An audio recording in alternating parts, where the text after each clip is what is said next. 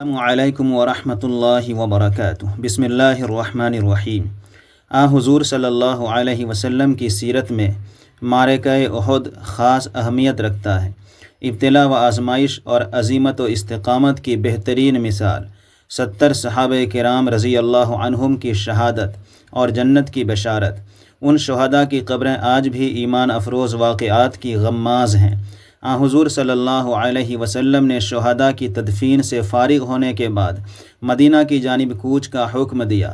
یہ منظر بڑا عجیب تھا، لوگوں کے دل بھی زخمی تھے اور جسم بھی۔ حضور صلی اللہ علیہ وسلم اپنے لشکر کے آگے آگے تھے اور کبار صحابہ آپ کے دائیں بائیں اور پیچھے چل رہے تھے۔ اکثر زخمیوں کو اونٹوں پر بٹھا دیا گیا تھا، جبکہ بعض کو ان کے احباب نے کندھوں پر اٹھا رکھا تھا۔ صحابہ کرام رضی اللہ عنہم کو حضور صلی اللہ علیہ وسلم سے جو والہانہ محبت تھی، اس کی کوئی مثال تاریخ انسانی میں نہیں ملتی۔ قرآن کے الفاظ میں نبی صلی اللہ علیہ وسلم کی ذات مومنین کے لیے ان کی اپنی جانوں سے زیادہ محبوب ہے، اور حدیث رسول میں ایمان کو اس بات سے مشروط کیا گیا ہے کہ مومن اپنی جان، اولاد، والدین، غرض ہر چیز سے زیادہ محبوب خدا سے محبت کرے۔ زخمیوں کا یہ قافلہ اپنے قائد کی قیادت میں اپنے شہر کی طرف رواں دواں تھا، اور ادھر اہل مدینہ تک جنگ کی پریشان کن خبریں پہنچ چکی تھیں۔ مدینہ میں رہ جانے والے اہل ایمان میں سے اکثریت عورتوں اور بچوں کی تھی۔ خواتین اسلام اپنے گھروں سے احد کی جانب نکل کھڑی ہوئیں۔ بنو دینار کی ایک صحابیہ حضرت خنسہ رضی اللہ عنہا بھی ان خواتین میں شامل تھیں۔ انہیں راستے ہی میں بتایا گیا کہ ان کے والد، ان کا خاوند، ان کا بھائی اور ان کا بیٹا میدان جنگ میں شہید ہو گئے ہیں۔ ان سب کی شہادت پر انہوں نے انا للہ و انا الیہ راجعون پڑھا اور بے قراری سے پوچھا، رسول اللہ صلی اللہ علیہ وآلہ وسلم کا کیا حال ہے؟ لوگوں نے کہا وہ بخیریت ہیں۔ انہوں نے کہا، مجھے ایک نظر حضور صلی اللہ علیہ وآلہ وسلم کو دیکھ لینے دو تاکہ میرا دل مطمئن ہو جائے۔ چنانچہ اس عظیم خاتون کو حضور صلی اللہ علیہ وسلم کے پاس لایا گیا۔ حضور صلی اللہ علیہ وسلم کو دیکھنے کے بعد انہوں نے کہا، یا رسول اللہ صلی اللہ علیہ وآلہ وسلم، میرے ماں باپ آپ پر قربان، اللہ تعالیٰ نے آپ کو اس معرکے سے زندہ سلامت ہمارے پاس بھیج دیا ہے، اب مجھے کسی چیز کا کوئی غم نہیں۔ راستے ہی میں حضور صلی اللہ علیہ وسلم کی پھوپھی زاد بہن حضرت حمنہ بنت جہش رضی اللہ تعالی عنہا آپ سے ملی۔ آپ نے انہیں دیکھتے ہی کہا، اے بہن، جو مصیبت آئی ہے اللہ تعالیٰ اس پر تجھے اجر عطا فرمائے۔ انہوں نے پوچھا، یا رسول اللہ کیا ہوا؟ آپ صلی اللہ علیہ وسلم نے فرمایا، تیرے ماموں حمزہ رضی اللہ عنہ شہید ہو گئے۔ یہ سن کر انہوں نے انا للہ پڑھا اور کہا، اللہ تعالیٰ ان کی مغفرت فرمائے، انہیں شہادت مبارک ہو۔ آپ صلی اللہ علیہ وسلم نے پھر فرمایا، اللہ تجھے اجر عطا فرمائے۔ انہوں نے عرض کیا، کس کے بدلے میں؟ ارشاد ہوا، تیرے بھائی عبداللہ بن جہش رضی اللہ عنہ کے بدلے میں۔ اس پر بھی انہوں نے پہلے ہی الفاظ دہرائے۔ اس کے بعد آپ صلی اللہ علیہ وآلہ وسلم نے پھر فرمایا، اللہ تعالیٰ تجھے اجر عطا فرمائے۔ پوچھا، کس کے بدلے میں؟ تو فرمایا، تیرے شوہر مصعب بن عمیر رضی اللہ تعالی عنہ کے بدلے میں۔ یہ سن کر سیدہ حمنہ رضی اللہ تعالی عنہا کی چیخ نکل گئی۔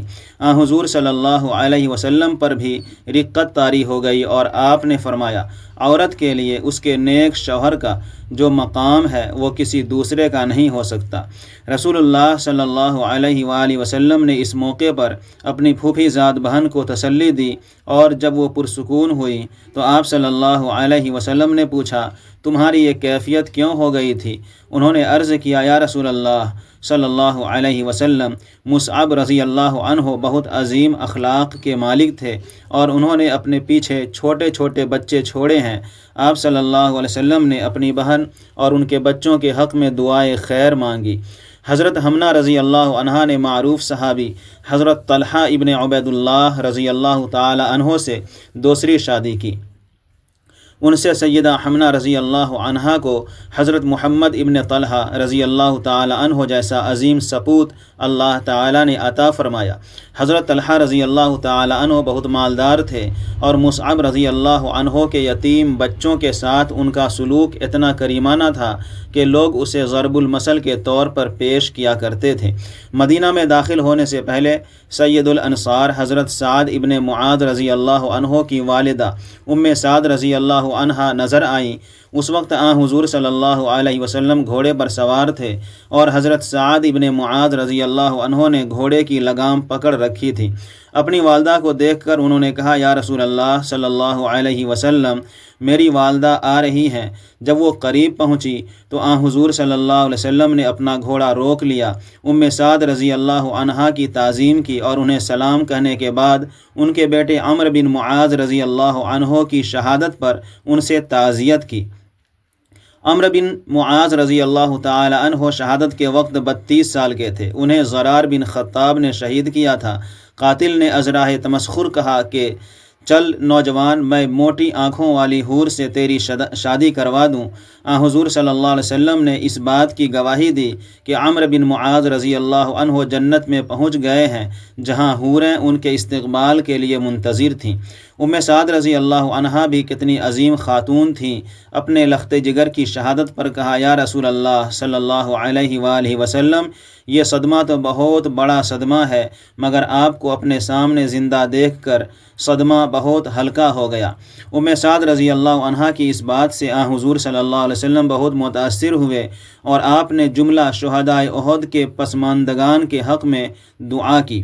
آپ صلی اللہ علیہ وسلم نے فرمایا، اے ام سعد، مجھ سے یہ خوشخبری سن لے، اور تمام شہداء کے اہل و عیال کو یہ خوشخبری سنا دے کہ وہ سب وہاں اکٹھے ہیں اور خوش و خرم ہیں، اور انہوں نے اپنے پسماندگان کے حق میں بھی اللہ تعالیٰ سے شفاعت کی ہے۔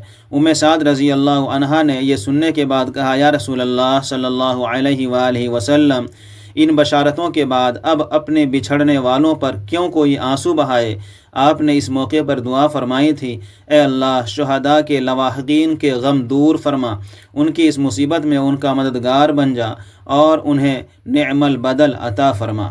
3 ہجری کے ماہ شوال میں جنگ احد لڑی گئی تھی، جس روز حضور صلی اللہ علیہ وآلہ وسلم مدینہ میں داخل ہوئے، وہ شوال کی 15 تاریخ تھی۔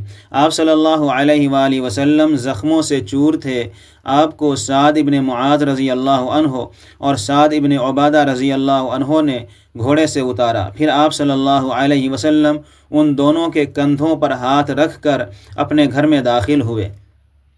گھر میں آ کر آپ نے اپنی تلوار اپنی بیٹی خاتون جنت سیدہ فاطمہ الزہرا رضی اللہ عنہا کے حوالے کی، اور فرمایا، پیاری بیٹی، اسے دھو کر خون اتار دو، بخدا آج کے دن اس نے میرا خوب ساتھ دیا ہے۔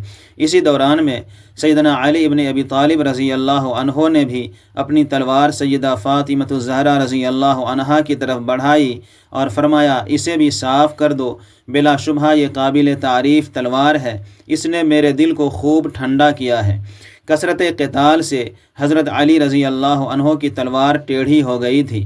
انہوں نے اس کی جانب اشارہ کیا تو حضور صلی اللہ علیہ وسلم نے برجستہ فرمایا، اے علی، بلا شبہ تو نے اپنی تلوار کے خوب جوہر دکھائے، مگر سہل بن حنیف، ابو دجانہ، عاصم ابن ثابت اور حارث بن سمہ رضی اللہ عنہم نے بھی شمشیر زنی کا حق ادا کیا ہے۔ جنگ کے بعد ہر گھر میں میدان جنگ کے واقعات زیر بحث تھے۔ بعض لوگ حیران تھے کہ یہ سارا کچھ کیسے ہو گیا۔ اس جنگ پر جامع ترین تبصرہ خود خالق کائنات نے قرآن مجید میں فرمایا ہے۔ جب حضور صلی اللہ علیہ وسلم کے گھر میں تلواریں دھوئی جا رہی تھیں، اور زخمیوں کی شدت تکلیف اور شہداء کی جدائی کا غم ہر گھر میں موضوع گفتگو تھا، تو حضور صلی اللہ علیہ وسلم نے حضرت علی رضی اللہ عنہ سے فرمایا، انشاءاللہ مشرکین پھر کبھی ہمارے مقابلے پر ایسی کامیابی حاصل نہیں کر سکیں گے، یہاں تک کہ اللہ تعالی ہمیں ان پر فتح مبین عطا فرمائے گا۔ تاریخ گواہ ہے کہ جنگ احد کے بعد پھر کبھی کوئی ایسا موقع نہیں آیا کہ کافروں کو صحابہ کرام کے مقابلے پر برتری حاصل ہوئی ہو۔ حضور صلی اللہ علیہ وآلہ وسلم نے اپنی زندگی کے آخری لمحات تک فتوحات پر فتوحات حاصل کیں، اور جب آپ اپنے رفیق اعلیٰ کی جانب رخت سفر باندھ رہے تھے تو جزیرہ نما عرب میں اسلام کے مد مقابل کوئی قوت باقی نہیں رہ گئی تھی۔ 1 سال قبل جنگ بدر نے مکے کے ہر گھر میں صف ماتم بچھا دی تھی۔ اب جنگ احد کی وجہ سے مدینہ منورہ کا ہر گھرانہ سوگوار تھا۔ معرکہ بدر اہل کفر کے لیے اللہ کی پکڑ اور اس کا عذاب ثابت ہوا، جبکہ جنگ احد میں اللہ تعالیٰ نے اہل ایمان کو آزمائش میں ڈالا۔ قرآن کے الفاظ میں اللہ تعالیٰ اہل ایمان میں سے شہداء کی صورت میں کچھ بندوں کو اٹھا کر ان کے درجات بھی بلند کرنا چاہتا تھا، اور اسلام کے ساتھ ان کی وابستگی کا امتحان بھی لینا چاہتا تھا۔ احد میں 70 مسلمان شہید ہوئے، جبکہ بدر میں بھی 70 کفار مارے گئے تھے۔ سورہ آل عمران کی آیت نمبر 165 میں اللہ تعالیٰ نے اس جانب اشارہ کیا ہے۔ عددی لحاظ سے دونوں جنگوں میں فریقین کے الگ ترتیب 70 افراد قتل ہوئے، مگر فوجی تناسب سے مسلمانوں کا جانی خسارہ 10% تھا، جبکہ کفار کا خسارہ 7% تھا۔ دونوں جنگوں کے بعد کی فوری صورتحال کا جائزہ لینے سے یہ حقیقت سامنے آتی ہے کہ ہر دو فریقوں نے جنگ کے نتائج پر ایک دوسرے سے بالکل مختلف رد عمل کا اظہار کیا۔ یہ بالکل فطری امر تھا۔ اہل اسلام کے نزدیک علی وجہ البصیرہ زندگی اللہ تعالیٰ کی امانت ہے، اور مومن بطیب خاطر اسے اللہ کے ہاتھ فروخت کر چکا ہے، لہٰذا جب یہ جان اللہ کی راہ میں کام آ جائے تو بندہ مومن سمجھتا ہے کہ حق بحق دار رسید، بلکہ بقول شاعر جان دی ہوئی اسی کی تھی، جان دی ہوئی اسی کی تھی، حق تو یہ ہے کہ حق ادا نہ ہوا۔